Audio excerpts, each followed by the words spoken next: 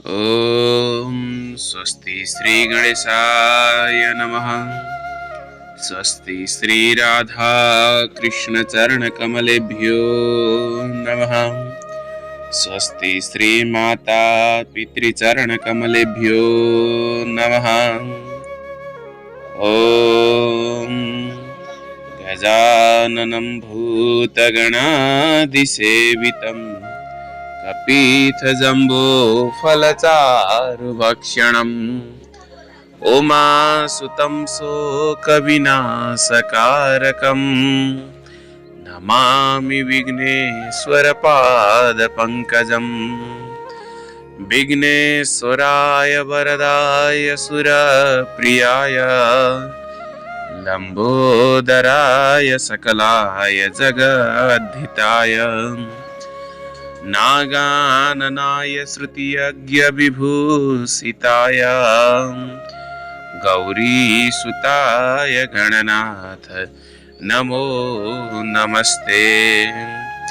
शान्ताकारं भुजगशयनं पद्मनाभं सुरेशं विश्वाधारं गगनसदृशं मेघवर्णं शुभांगं लक्ष्मीकान्तं कमलनयनं योगविद्यानगम्यं वन्दे विष्णुं भवभयहरं सर्वलोकैकनाथम्।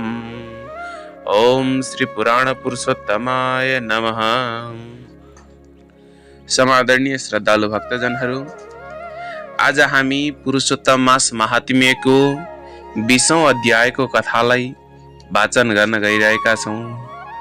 सम्पूर्ण श्रद्धालु भक्तजनहरू हजुरहरू पनि आफ्नो तन मन वचन वाणीलाई एकत्रित गरेर मनमा उनै भगवान हरिको नाम स्मरण गर्दै उनै हरिलाई चाहिँ सम्झदै यिनै कथाहरू श्रवण गर्नुहोला। यो पुरुषोत्तम मास महात्म्य भनेको उनै साक्षात परब्रह्म परमात्मा हरिको अत्यन्तै प्यारो महिना हो। यस महिनाका व्रत गर्नाले, यस महिनाका सेवन गर्नाले चाहिँ अनन्य चाहिँ पुण्य फल प्राप्त हुन्छ।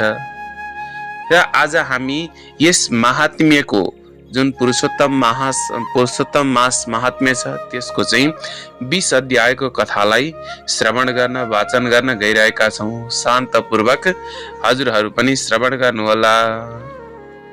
हामीले हिजोका 19औं अध्यायको पाठ एवं कथाहरूमा चाहिँ हामीले उनी दृढधनुवा राजाको पूर्व जन्मको चरित्रको बारेमा हामीले चाहिँ श्रवण गरेका थियौं, जहाँ चाहिँ एउटा सुगा भएर चाहिँ उनी राजालाई चाहिँ उद्धार गरेको कथाहरू हामीले श्रवण गरेका थियौं।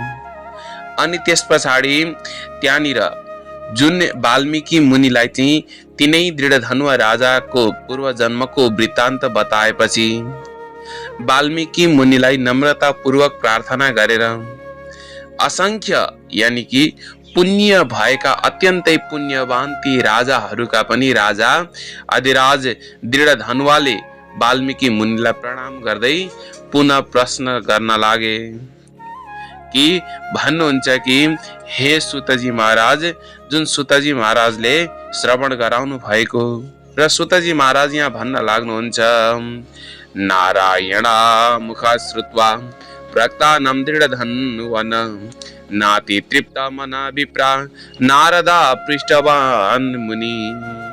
किम सुतजी भन्नुहुन्छ, हे ऋषिश्वर, हे ब्राह्मण हो, नारायणको मुखारविन्दबाट राजा दृढधनुवाको पूर्व जन्मको वृत्तान्त सुनेर अति तृप्त मन नभएका अर्थात न अगाएका नारद मुनिले नारायण प्रभुसँग पुनः प्रश्न गर्न लाग्नुहुन्छ।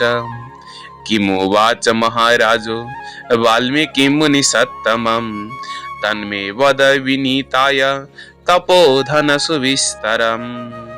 हे तपस्वी नारायण प्रभु, तब जब महाराज दृढधनुवाले ती मुनि श्रेष्ठ वाल्मीकिलाई के प्रश्न गर्न लागे त्यो कुरा विस्तार पूर्वक हजुरले बताइदिनुहोस्। अनि नारायण प्रभु भन्नुहुन्छ, शृणु नारद वक्ष्यहम् यदुक्तं दृढधन्वन अनुनीय महाप्राज्ञम वाल्मीकिम मुनि सत्तम। के भन्न लाग्नुहुन्छ नारायण प्रभु, हे नारदजी, महाराज दृढधनवाले अत्यन्तै बुद्धिमान मुनि श्रेष्ठ वाल्मीकिलाई विनय पूर्वक हात जोडेर प्रश्न गर्न लाग्नु भएको थियो। जुन भन्नुभयो त्यो हजुरहरूलाई म बताउँछु। दृढधनवाले प्रश्न गर्नुभयो, के त भन्दा भगवान भन्नुहुन्छ, पुरुषोत्तममा स्वयं कथम कार्य मुमुक्षुभि कीदृशी कस्य पूजाम च किम दानम को विधिर मुने। हे महामुनि, मोक्षको इच्छा गर्ने मनुष्यहरूले यो पुरुषोत्तम महिनाको सेवा कसरी गर्नु पर्दछ, कसको चाहिँ कस्तो पूजा गर्नु पर्दछ, के दानहरू गर्नु पर्दछ, यसको विधि बारेमा मलाई बताउनुहोस्। अनि भन्नुहुन्छ कि सारा जनताको कल्याणका लागि यो सब कुरा मलाई हजुरले बताइबक्स्योस्, किनकि हजुर जस्ता महात्माहरू सारा संसारको कल्याणका लागि पृथ्वीभरि भ्रमण गर्नुहुन्छ। यो पुरुषोत्तम महिना साक्षात आफै नै पुरुषोत्तम भगवान हो। त्यसलाई गरे छँदामा अर्थात् त्यसको गर्नुपर्ने कार्य के गर्नुपर्ने हो, जुन गर्नाले ठुलो पुण्य प्राप्त हुन्छ भन्ने कथन मैले हजुरकै मुखबाट सुनेको छु। पूर्व जन्ममा म ब्राह्मण श्रेष्ठ सुदेव भएर मरेर उठेको छोरालाई देखेर पछि त विधि पूर्वक पुरुषोत्तम महिनाको सेवा व्रत गरेको थिएँ। हे ब्राह्मण देव, त्यतिखेर पुत्र शोकले गर्दा बेहोस रहेकाले हमेशै भोग प्यासै रहेको मेरो त्यो पुरुषोत्तम महिना जान्दै नजानिकन नै बितेको थियो रे। त्यसपछि त्यसको पनि अर्थात् पत्तै नपाइकन हुन गएको पुरुषोत्तम महिनाको सेवनको पनि यस्तो परिणाम भयो कि मेरो मरेको सुखदेव उठ्यो अनि बहुरियो। पछि हरि भगवानले भनेपछि यानी बिउजिएपछि यो अनुभूत अर्थात् प्रत्यक्ष प्रभाव देखिएको अनौठो पुरुषोत्तम महिनालाई मैले विधि पूर्वक सेवन गर्ने गरेको थिएँ। हे तपोनिधे, हे तपस्वी ऋषि, यस जन्ममा त्यो सब कुरो मलाई यादै छैन। मैले सम्पूर्ण कुराहरू बिर्सिसकेको छु। त्यसकारण यो पुरुषोत्तम महिनाको पूजनको विधान विस्तार पूर्वक मलाई बताइबक्स्योस्। अनि वाल्मीकि ऋषि पुनः भन्न लाग्नुहुन्छ, ब्रह्मे मुहूर्ते चोत्थाय परब्रह्म विचिन्तयेत् ततो व्रजेन्नैर्ऋतांसं बृहत्सोदका भाजनः। भन्न लाग्नुहुन्छ, हे राजन, सर्वप्रथम त ब्रह्म मुहूर्तमा उठेर परब्रह्म सम्झनु पर्दछ, यानी कि सूर्यको तेजलाई पनि सम्झनु पर्दछ। अनि ठुलो भाँडामा पानी लिएर नैऋत्य दिशामा जानु। पुरुषोत्तम महिनाको सेवा व्रत गर्ने जन दिशा गर्नका लागि गाउँबाट निकै टाढा जानु पर्दछ।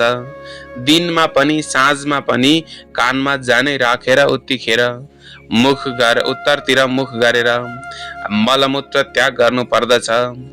अनि भन्नुहुन्छ, कुनै वस्त्रले शिर छोपेर टम्म मुख बन्द गरेर नबोलिकन नथुनिकन चाहिँ सास नफेरिकन बसेर मलमूत्र त्याग गर्नु पर्दछ। अनि त्यस पछाडि अल्छी नमानिकन हात धुने अनि शुद्ध हुने।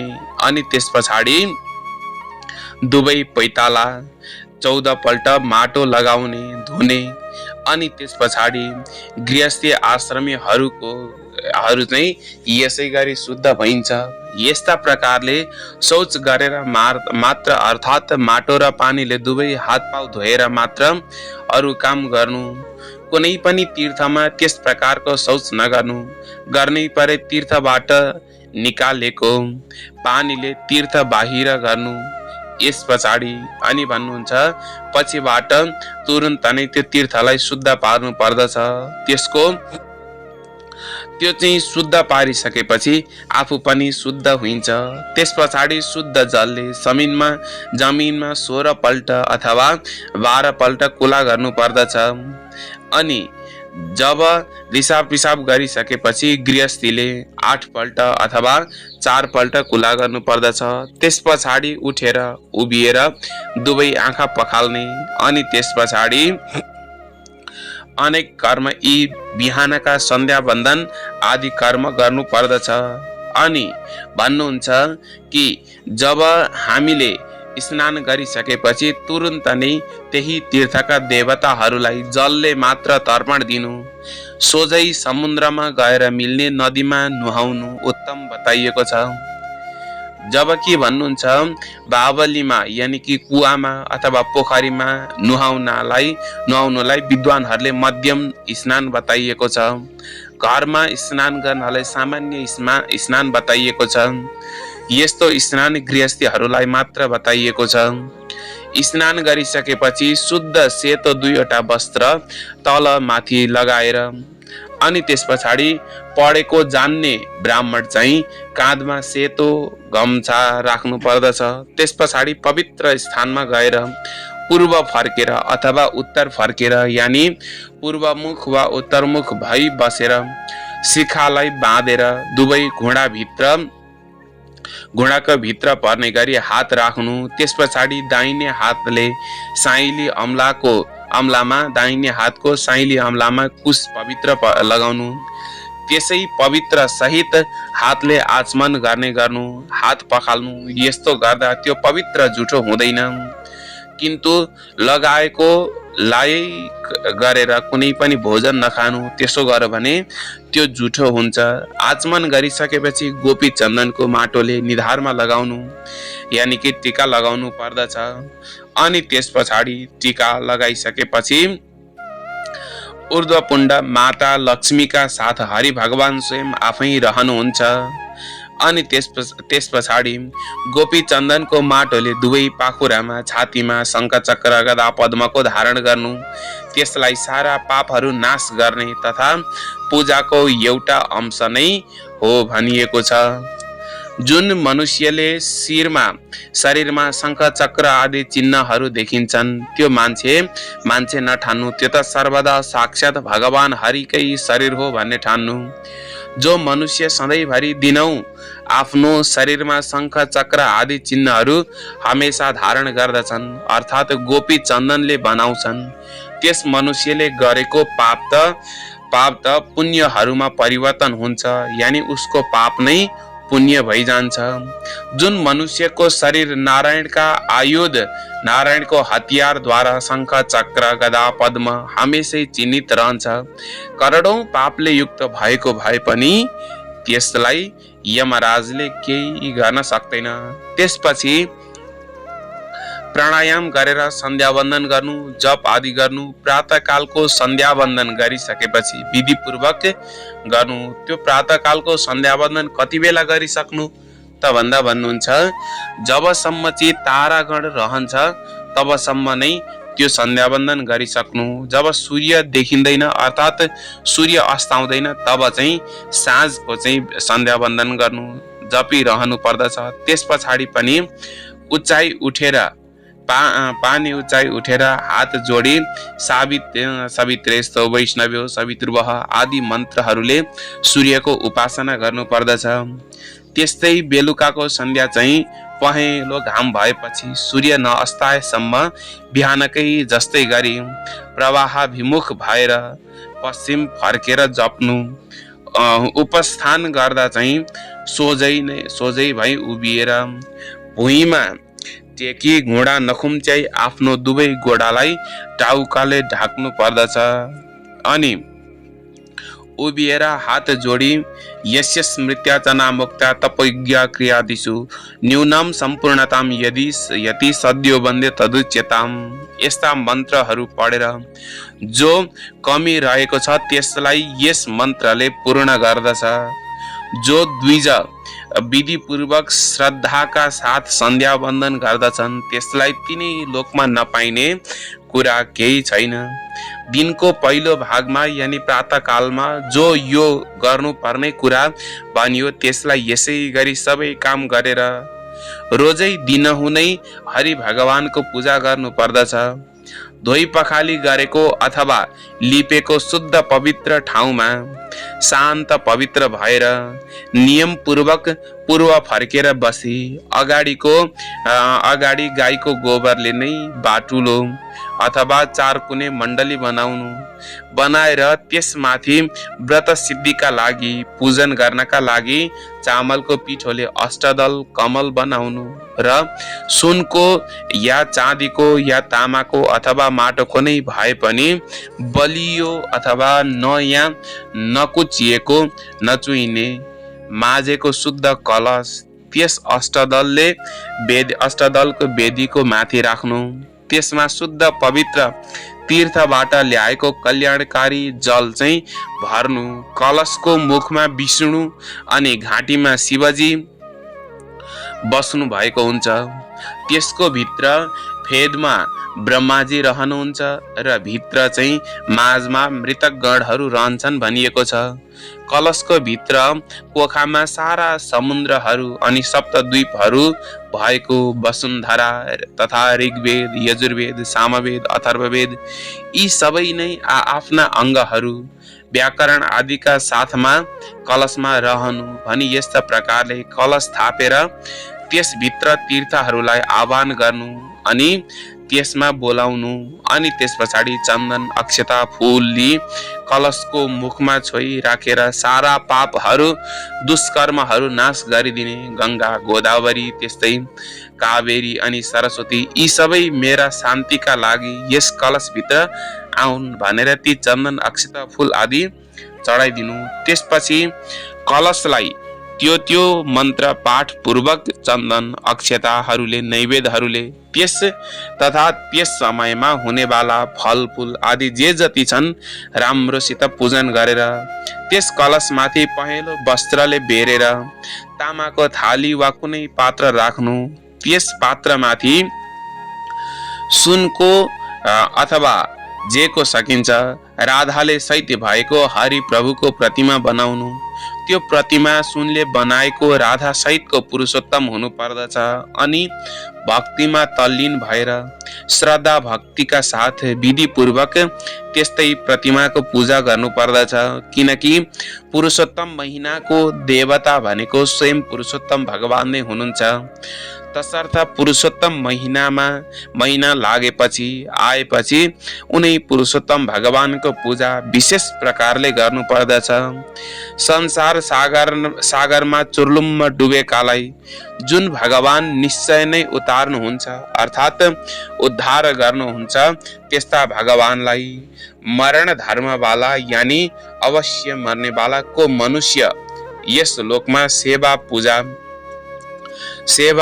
पूजा गर्दैन र जीवनमा एकपल्ट नासिए पनि गाउँ वासस्थान फेरि मिल्दछ, धन फेरि मिल्दछ, छोराछोरी सन्तान सन्तति फेरि मिल्दछन्, घर मकान आदि पुनः मिल्दछ, शुभ अशुभ कर्म फेरि फेरि मिलिरहन्छ।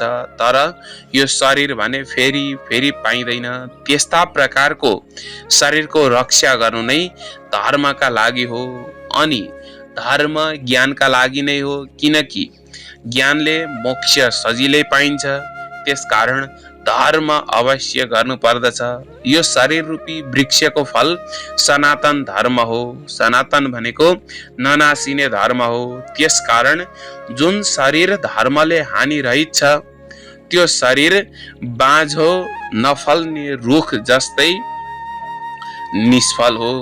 अन्तकालमा सहायताका लागि न त आमा नै हुन्छन्, न त स्त्री हुन्छन्, न त छोराछोरी हुन्छन्, न त बुबा दाजुभाइ कोही नै हुन्छन्। केवल अन्तिम समयमा हुने भनेको के हो त भन्दा केवल धर्म मात्र हो भन्नुहुन्छ। न माता च सहायार्थे न कलत्र सुतादय न पिता सा सोदरा वित्तम धर्मस्तिष्ठति केवलम। अन्तिम समयमा धर्मस्तिष्ठति, धर्म मात्र रहन्छ। वृद्ध अवस्था, बुढेसकाल अवस्थामा चाहिँ जुन बाघिनी जस्तै डरलाग्दी हुन्छन्, वृद्ध अवस्था त बाघिनी जस्तै डरलाग्दी हुन्छ। अनि रोगहरू चाहिँ शत्रु जस्तै हमेशा सताउने हुन्छन्। आयु भनेको प्वाल परेको भाँडोबाट दुधिया पानी चुहे झैं प्रतिदिन यानी प्रत्येक क्षण खिँदै जान्छ। आयुर्याति प्रतिदिनम भग्न भण्डात पयो यथा। तिनै भाँडाबाट चाहिँ चुहिरहेको जल अथवा पानी समान हुन्छ। जलको तरङ्ग जस्तै चञ्चल लक्ष्मी छन्। युवा अवस्था यानी जवानी चाहिँ कस्तो छ त भन्दा फूल जस्तै चाँडै ओइलाउने वाला छ। सांसारिक विषयहरू चाहिँ कस्तो छन् त भन्दा सांसारिक विषय सुखहरू चाहिँ सपनाका सुख जस्तै क्षणिक हुन्छन्। तसर्थ यी सबै नै बेकार समान हुन् भनेर भन्नुहुन्छ। चल चित्तम चलम वित्तम चलम संसारजम सुखम एवं ज्ञात्वा विरक्त सन् धर्माभ्यास परो भवेत् भन्नुहुन्छ। चित्त चञ्चल छ, वित्त यानी कि धन पनि चञ्चल छ, सांसारिक सुख पनि चञ्चल छ। यस्तो जानेर सांसारिक विषय वासनामा आसक्त नभइकन विरक्त रहेर धर्म कार्यमा नै लागि परेको हुनु पर्दछ। जस्तै सर्पले आधा निलिसकेको भ्यागुतो पनि अगाडि आएको झिङ्गालाई खान लाग्दछ। अनि त्यस्तै नै आधा हुँदो आयु पनि कालले निलिसकेको जीव पनि अरूलाई पिरेर धन हत्याउन लागि परेका रहन्छन् भनिएको छ। जस प्रकार आधा देह च सर्पले निलिएको त्यो भ्यागुतो त्यही पनि झिङ्गा निल्दछ श्वासले खिची खिची आनन्द भोगौं भनी। त्यसै गरी त्यो आनन्द भोग्नका लागि कालको मुखमा यानी कि सर्पको मुखमा परेको झिङ्गाले भ्यागुताले जस प्रकार झिङ्गा निल्दछ, मनुष्य पनि त्यसै गरी चाहिँ धन हत्याउन लागि परेका छन्। आश्चर्य छ कि मृत्युले निल्न आँटिसकेको उमेरको पुरुषको मन पनि किन सुख पाउन रमाउँछ। त्यसका लागि त वधस्थानमा लगिएको मारिनकै झैं जो सारा सुखको आशा व्यर्थ नै हुनु पर्दछ। धर्म गर्नका लागि जब मन लाग्दछ त्यतिखेर धन सुलभ हुँदैन, अर्थात् धन रहँदैन। जब धन हुन्छ त्यतिखेर धर्म गर्न उत्सुक हुँदैनन्। त्यसकारण जब चित्त तथा मन दुवै हुन्छन् त्यति नै खेर चाहिँ दान गर्नु पर्दछ। सत्पात्र मिल्दछ, मिलेको बेलामा त्यो गर्नु पर्दछ। जुन समय सम्भव हुन्छ त्यसै बेला केही विचार नगरिकन हत्तपत्त जो जन धर्म गर्छ त्यही जन बुद्धिमान हो। धेरै धन खर्च गरेर गरिने धर्महरू हजारौं छन्। पुरुषोत्तम महिनामा थोरै धनले पनि ठूलो धर्म हुन्छ। यसमा केवल स्नान दान तथा कथामा विष्णुको स्मरण यानी कि विष्णुको कथा सुन्नु अनि हरि भक्ति गर्नु, हरिको कीर्तन गर्नु, हरिका लीलाहरू सुन्नु यति मात्रै पनि गरिएको सद्धर्मले ठूलो भय यानी कि पापबाट रक्षा गर्दछ, जोगाउँदछ। जस्तै गंगा नै ठूलो तीर्थ हो, कामदेव नै ठूलो धनुर्धारी हुन्, विद्या नै ठूलो धन हो, गुणहरू नै सबैभन्दा ठूलो रूप हो। गंगैव तीर्थ स्मर एव धन्वी वित्तं तु विद्यैव गुणास्तु रूपम मासेषु सर्वेषु तथैव साक्षात् मासोत्तमोऽयं पुरुषोत्तमो हि। मासोत्तमोऽयं पुरुषोत्तमो हि। त्यसै गरी सबै महिनाहरूमा उत्तम महिना भनेको पुरुषोत्तम महिना हो। यो साक्षात पुरुषोत्तम भगवानको हरि भगवानको महिना हो। यद्यपि यो महिना उहिले सबै शुभ कार्यहरूमा र यज्ञ आदि कामहरूमा अत्यन्तै निन्दा गरिएको थियो। तथापि पछि भगवानको कृपाले साक्षात भगवानकै नामले पृथ्वी तलमा प्रख्यात हुँदो भयो। जस्ता प्रकारले हात्तीको टाउको हात्तीले टेकेको पाइलामा अरू सबै प्राणीहरूको पाइला विलीन हुन्छ यानि बिलाउँछ, त्यस्तै प्रकारले सारा धर्महरू अनि कीर्तनहरू सबै नै पुरुषोत्तममा विलीन हुन्छन्, बिलाउँदछन्।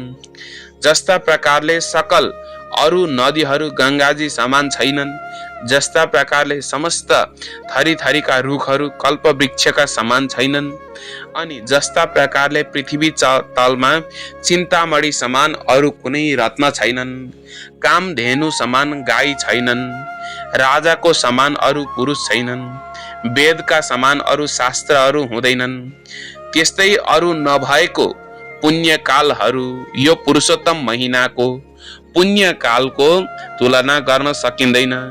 यस महिनाको बराबरी अरू कुनै महिना पनि छैन र कहिले पनि हुन सक्दैन। पुरुषोत्तम महिनाको देवता यानी कि स्वामी भनेको साक्षात पुरुषोत्तम भगवान हरि नै हुनुहुन्छ। त्यसकारण श्रद्धा भक्ति पूर्वक पुरुषोत्तम भगवानको पूजा गर्नु पर्दछ। शास्त्र जान्ने निपुण पूजा गराउन कुशल शुद्ध वैष्णव सधैँ साँचो बोल्ने यस्तो ब्राह्मण श्रेष्ठलाई बोलाएर उनैद्वारा मात्रै पुरुषोत्तमको पूजा गराउनु पर्दछ। अन्तःकरण अर्थात हृदयमा रहेको काम क्रोध लोभ मोह मद मात्सर्य रूपी ठूला ठूला शत्रुहरूको समूह भएको अत्यन्तै गहिरो पार पाइ नसक्ने अति बेगिलो संसार रूपी समुद्रलाई फड्केर नागेर पारी जानलाई पुग्न जो चाहन्छ त्यसले यस भारतवर्षमा ती आदिदेव प्रमुख देवता पुरुषोत्तम भगवानलाई पुरुषोत्तम महिनामा राम्रोसित पूजा गर्नु पर्दछ भनेर चाहिँ यहाँनिर सुतजीले सौनकादि 88,000 ऋषिहरूलाई श्रवण गराउनु भएको छ। यो चाहिँ उनै नारायण प्रभुले नारदजीलाई श्रवण गराउनु भएको छ भनेर चाहिँ यस 20 अध्यायमा वर्णन गरिएको छ। ओम श्री बृहद नारदीय पुराणे श्री पुरुषोत्तम मास महात्म्ये नंदिकेश्वरार्थे श्री नारायण नारद संवादे दृढ़ धन्वोपाख्याने दैनिक प्रातः कृत्य कथनम नाम 20ोऽध्याय। ओम सच्चिदानंद रूपाय विश्वोत्पत्त्यादि हेतवे तापत्रय विनाशाय श्री कृष्णाय वयं नुमः। ओम उपनयतु मंगलम वा सकल जगन मंगलालय श्रीमन् दिनकरणी किरण निबोधित नवनलिन दल निवेक्षण कृष्ण तत्रैव गंगा यमुना च तत्र गोदावरी सिंधु सरस्वती च सर्वाणि तीर्थानि वसन्ति तत्र यत्राच्युतोद्धार कथा प्रसंग काले वर्षतु पर्जन्य पृथिवी सस्यशालिनी देशोऽयं क्षोभरहितो ब्राह्मणा सन्तु निर्भया अपुत्रा पुत्रिण सन्तु पुत्रिण सन्तु पौत्रिण निर्धना साधना सन्तु जीवन्तु शरदां शताम् यं ब्रह्मा वरुणेन्द्र रुद्र मरुतस्तुन्वन्ति देवीस्तवैर् वेदैः साङ्गपदाक्रमोपनिषदैर् गायन्ति यं सामगाम् ध्यानावस्थित तद्गतेन मनसा पश्यन्ति यं योगिनो यस्यन्तं न विदुसुरासुरगणा देवाय तस्मै नमः। अतसि कुसुमोपमेय कान्ति यमुना कुलकदम्ब मूलवर्ती नवगोपवधू विलासशाली वनमाली वितनोतु मंगलम न। ओम तत्सत। श्री कृष्णार्पणमस्तु। बोलिए भक्तवत्सल भगवान को जय। पुराण पुरुषोत्तम भगवान को जय। पुरुषोत्तम मास महात्म्य को जय। बाल कृष्णलाल प्रभु को जय हो।